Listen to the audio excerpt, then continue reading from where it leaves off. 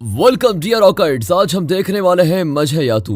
Movie की शुरुआत में एक छोटे से गांव का सीन दिखाते हैं जहां पर उम्मी अपने पापा वेणुगोपाल और माँ अनीता के साथ बहुत खुशी से रहती है। एक्चुअली उम्मी अपनी माँ से ज्यादा अपने पापा से प्यार करती है क्योंकि उसके पापा हमेशा उसकी बहुत केयर करते हैं और उसका बहुत ख्याल रखते हैं। जैसे पढ़ाई में मदद करना, मस्ती करना, यही नहीं एक दोस्त की तरह उन दोनों का रिश्ता होता है जिस वजह से उन दोनों की काफी जमती है। चलिए अभी बात करते हैं अनीता की, जो एक हाउसवाइफ है और काफी हार्ड वर्किंग भी, और वो हमेशा उम्मी को उसकी शैतानियों के लिए डांटती रहती है। थोड़ी देर बाद उम्मी भी स्कूल जाने के लिए रेडी होती है और ये दोनों मियाँ बीवी भी अपने काम के लिए निकल जाते हैं। अब ड्यूटी पर जाने के लिए गोपाल बस में आता है जहाँ पर एक लड़की को खड़ी देखकर वो उसे अपनी बाजू वाली सीट पर बैठने के लिए कहता है, जो कि उसकी माँ को अच्छा नहीं लगता और उसकी माँ उस लड़की को अपने पास बुला लेती है। और फिर ये देखकर गोपाल को बहुत ज्यादा गिल्टी फील होता है कि मैं तो उसकी मदद करना चाहता था।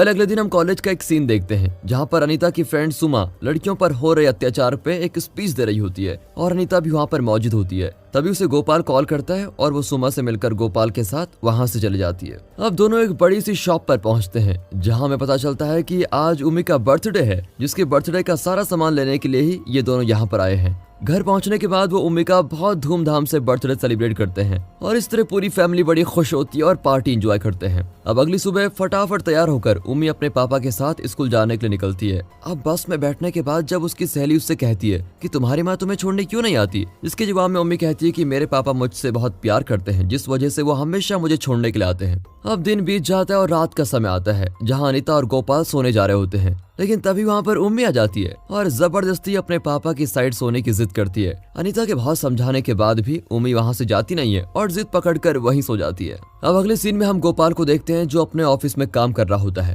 तभी उसे उम्मी के स्कूल से फोन आता है जहाँ उसको पता चलता है कि उम्मी को बुखार होने की वजह से उसकी तबीयत खराब हो चुकी है। इसका पता लगने के बाद वो तुरंत उम्मी के स्कूल पर पहुंचता है और उसको लेकर सीधे घर आता है। लेकिन जैसे वो घर पहुंचते हैं तो चाबी तो अनीता के पास रह जाती है और अनीता का फोन भी स्विच ऑफ आता है। इस वजह से गोपाल काफी परेशान हो जाता है और इसी बीच उम्मी को भी चक्कर आने लग जाते हैं। कुछ वक्त बीत जाने के बाद अनीता अपनी सहेली सुमा के साथ घर पहुंचती है और देखती है कि घर का ताला टूट चुका है। फिर वो अपनी दोस्त को अलविदा कहकर जब घर के अंदर पहुंचती है तो उम्मी को बीमार देखकर बहुत दुखी होती है और गोपाल भी उससे बहुत नाराज होता है क्योंकि एक तो वो जल्दी घर नहीं आई और ऊपर से उसका फोन भी स्विच ऑफ था। अब इसका कारण बताते हुए अनीता कहती है कि मेरे फोन में चार्जिंग कम थी। फिर दोनों में बात सुलझ जाती है। अगली सुबह अनीता कहीं जाने की तैयारी कर रही होती है, जिसको देखकर गोपाल पूछता है कि तुम कहाँ जा रही हो, जिसके जवाब में अनीता कहती है कि मैंने और मेरे दोस्त सुमा ने एक कपड़े की दुकान में पार्टनरशिप करने का सोचा है। लेकिन गोपाल उसको साफ साफ मना कर देता है कि कोई जरूरत नहीं है और कहता है कि मुझे सुमा में तो बिल्कुल भी विश्वास नहीं है, तो मत जाओ उसके साथ। लेकिन गोपाल की इन सारी बातों को इग्नोर करके वो फिर भी चली जाती है। इसके बाद वो और सुमा एक चीफ गेस्ट द्वारा अपनी शॉप की ओपनिंग करते हैं जहाँ काफी लोगों की शॉपिंग के लिए भीड़ हो जाती है।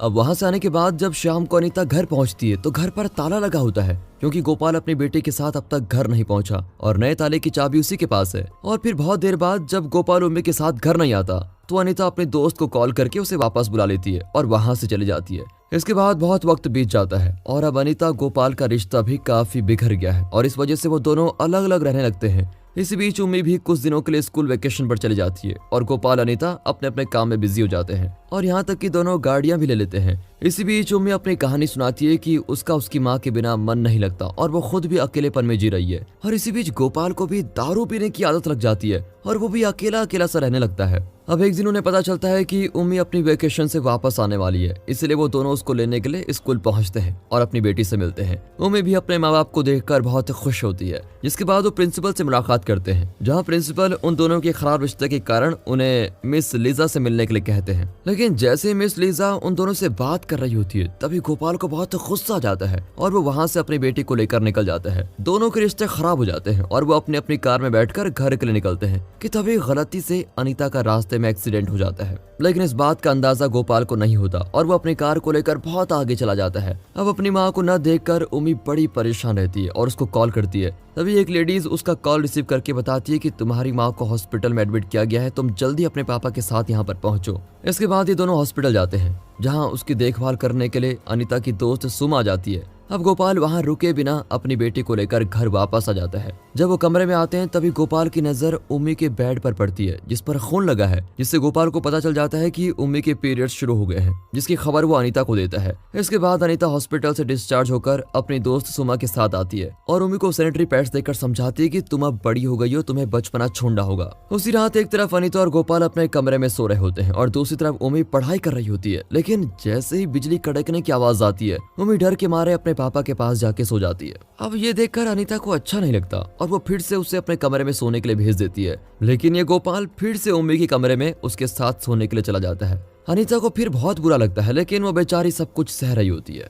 बढ़ती उम्र के साथ उम्मी 13 साल की हो जाती है और उसके पापा फिर उसका बर्थडे धूमधाम से सेलिब्रेट करते हैं। इस बार वो उसको एक साइकिल गिफ्ट करते हैं और इसी के साथ अनीता और गोपाल के रिश्तों में भी सुधार आ जाता है और वो एक दूसरे के साथ अब इंटीमेट भी होते हैं। अब अगले दिन एग्जाम के दरमियान उम्मी अपने टीचर से कहकर बाथरूम में जाती है, जहां उसके पीरियड्स फिर से शुरू हो जाते हैं और अब वो कमजोरी के मारे बड़ा अजीब सा महसूस करने लगती है। अब क्लासरूम में आने के बाद जब टीचर वहां पर आती है तो फिर से उम्मी उसे बाथरूम में जाने के लिए परमिशन मांगती है। तभी वहां पर मौजूद एक लड़की कहती है कि टीचर ये अब तक 5 बार जा चुकी है, लेकिन टीचर उसकी प्रॉब्लम को समझते हुए उसको जाने के लिए कहती है। तभी रास्ते में अचानक उम्मी चक्कर आकर गिर जाती है, जिसके फौरन बाद उसे स्कूल में एडमिट किया जाता है और फिर जब डॉक्टर उसको चेक करते हैं तो वो डॉक्टर खुद हैरान हो जाता है, क्योंकि दोस्तों उम्मी के साथ कुछ ऐसा हुआ है जो अब तक हमें पता नहीं है। खैर अब डॉक्टर उम्मी के लिए लेडीज डॉक्टर को बुलाने के लिए कहते हैं, क्योंकि ये केस और पेचीदा हो गया है। इसके बाद उम्मी की प्रिंसिपल अनीता को कॉल करके इमीडिएटली आने के लिए कहती है और दूसरी ओर मिस लीजा उम्मी से सवाल जवाब पूछने लगती है कि आखिर वो कौन सी बात है जो तुम इन सबसे छुपा रही हो, लेकिन बदले में उम्मी कुछ नहीं बोलती और अपने पापा से मिलने की जिद करती है। थोड़ी देर बाद अनीता भी स्कूल में पहुंच जाती है और वहां आने के बाद प्रिंसिपल उसको कुछ ऐसा बताती है जिससे उसके होश उड़ जाते हैं और वो जैसे ही सामने अपनी बेटी को देखती है तो उसे उस पर बहुत गुस्सा आता है और वो उसे मर जाने के लिए कहती है। अब दोस्तों ये एक सस्पेंस है, क्योंकि अब तक हमें पता नहीं चला कि आखिर उम्मी के साथ हुआ क्या है। अब इसी परेशानी से निपटने के लिए प्रिंसिपल सारे स्टाफ मेंबर्स को एक साथ मीटिंग करने के लिए बुलाते हैं, जहां हमें इस मूवी का सबसे बड़ा सस्पेंस पता चलता है कि उम्मी के जिस्म के साथ छेड़खानी हुई है, यानी किसी ने उसका रेप कर दिया है, जिस बात की जानकारी खुद उम्मी को भी नहीं है। अब सारे टीचर उम्मी के ऊपर सवाल उठाने लगते हैं, लेकिन प्रिंसिपल उन सबको इस मैटर को शांति से हैंडल करने के लिए कहती है। तभी हम उम्मी को देखते हैं जो अपने पापा को डर के मारे कॉल करने की कोशिश कर रही है कि तभी वहाँ टीचर आकर उसको रोक लेती है, जिस वजह से स्कूल में बहुत बड़ा हंगामा हो जाता है। थोड़ी देर बाद वहाँ गोपाल भी पहुंचता है, जिसे मिस लीजा बताती है कि जब हमने तुम्हारी बेटी की तबीयत को खराब देखा और उसे ट्रीटमेंट के लिए भेजा तो पता चला कि तुम्हारी बेटी प्रेग्नेंट है। ये सुनकर तो वो शॉक हो जाता है और रोने लगता है। इसी बीच उसी स्कूल का एक स्टाफ चुपके से उसकी फोटो निकाल लेता है। अब इस बात की सच्चाई जानने के लिए गोपाल प्रिंसिपल रूम में घुसता है, जिसके बाद वहाँ के सारे टीचर उसे जबरदस्ती पकड़कर घर भेज देते हैं। बाद में हमें उसी स्टाफ को दिखाते हैं जिसने गोपाल की चुपके से फोटो ली थी। इसके बाद वो उस फोटो पर अश्लील टाइटल डालकर उसे वायरल करवा देता है कि गोपाल ने ही अपनी बेटी का बलात्कार किया। अब गोपाल को देखते हैं जो गुस्से से घर की तरफ जा रहा है, तभी वो अपने मोबाइल पर वही फोटो देखता है जो उस स्टाफ ने वायरल करवा दी है और ये देखकर तो गोपाल के होश उड़ जाते हैं और उसको झटका भी लगता है। अब वो अपने एक दोस्त नारायण से मिलता है और वो दोनों क्लब में जाकर बैठते हैं, जहां नारायण और अनीता की बात होती है, जिसमें अनीता कहती है कि आपने जो सुना वो सच है। अब क्लब में बैठे सारे लोग गोपाल की तरफ गुस्से से देखने लगते हैं, जिससे गिल्टी फील होकर वो गुस्से से वहां से निकल जाता है और सीधे उम्मी की टीचर लीजा से मिलने की कोशिश करता है, लेकिन प्रिंसिपल मैडम नारायण को कॉल करके वहां पर बुलाती है और गोपाल को वहां से ले जाने के लिए कहती है। अब फिर से गोपाल नारायण के साथ उसी बार में जाता है जहाँ कुछ लोगों के साथ उसका झगड़ा हो जाता है और उसे वहां से भी निकाल दिया जाता है। अब अगले दिन हम अनीता और सुमा को एक हॉस्पिटल में देखते हैं, जहां वो उम्मी का ट्रीटमेंट कराने के लिए आई हुई है। तभी अचानक वहां गोपाल आ जाता है और उम्मी से मिलने की कोशिश करता है। इसी बीच अनीता और गोपाल के बीच बहुत बड़ी बहस भी हो जाती है और पुलिस उसे गिरफ्तार करके लेके जाती है। पुलिस स्टेशन में आने के बाद कांस्टेबल उसकी बेटी को प्रेग्नेंट करने के लिए उसे ताना मारता है। तभी वो उस पर हमला कर देता है, जिस वजह से वहां पर बहुत बड़ा तमाशा खड़ा हो जाता है। कुछ देर बाद वहां पर सीनियर इंस्पेक्टर आता है और इस केस की इन्वेस्टिगेशन करने लगता है। इसके लिए वो उम्मी के स्कूल जाकर प्रिंसिपल को सुनाने लगता है कि आपने बिना पुलिस के सहारे इस केस को हैंडल करने की कोशिश की, जो सरासर इलीगल है, और आप किसी ऐसे गैर पर भरोसा करके उस लड़की की जिंदगी का फैसला नहीं कर सकते। आपको कानून की मदद लेनी चाहिए थी, जिसमें प्रूफ हो जाता कि आखिर वो लड़की प्रेग्नेंट कैसी हुई। अब वहां से आने के बाद उम्मी की मां इंस्पेक्टर से मिलती है। तब इंस्पेक्टर उसे भरोसा दिलाते हुए कहता है कि कोई बाप अपनी बेटी के साथ ऐसा नहीं कर सकता, आप भरोसा रखिए, आपकी बेटी का अपराधी जल्द ही पकड़ा जाएगा। इसके बाद सीन कुछ दिनों के बाद का दिखाया जाता है और हम एक सुनसान घर को देखते हैं, जहाँ पर एक जैकेट पहना आदमी वेल्डिंग कर रहा होता है और उसने कुछ ऐसी चीज बनाई है जिससे इंसान की बॉडी को जला जा सके।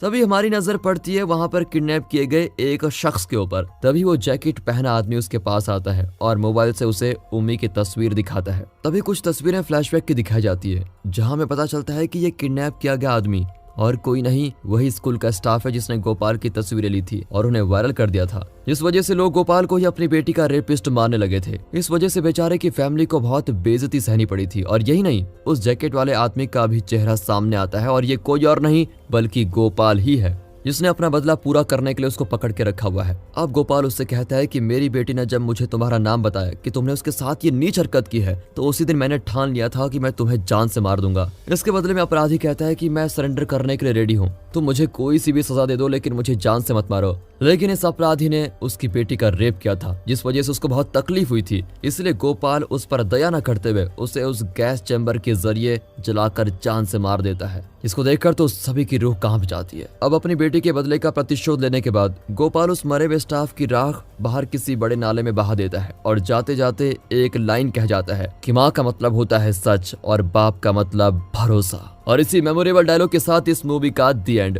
तो दोस्तों एक बात तो क्लियर हो गई है कि गोपाल अपनी बेटी का आरोपी नहीं था, बल्कि बहुत ही होशियारी से उसे इस जाल में फंसाया गया था। लेकिन गोपाल ने भी बड़े अक्लमंद के साथ अपनी बेटी का बदला ले लिया और बाप होने का फर्ज निभाया। बाकी दोस्तों स्टोरी अच्छी लगी हो, मूवी अच्छी लगी हो, एक्सप्लेनेशन अच्छा लगा हो, वीडियो को लाइक कीजिए और चैनल को सब्सक्राइब कर दे। मिलते हैं अगली वीडियो में, तब तक के लिए गुड बाय, अपना ख्याल रखिए and finally thanks for watching.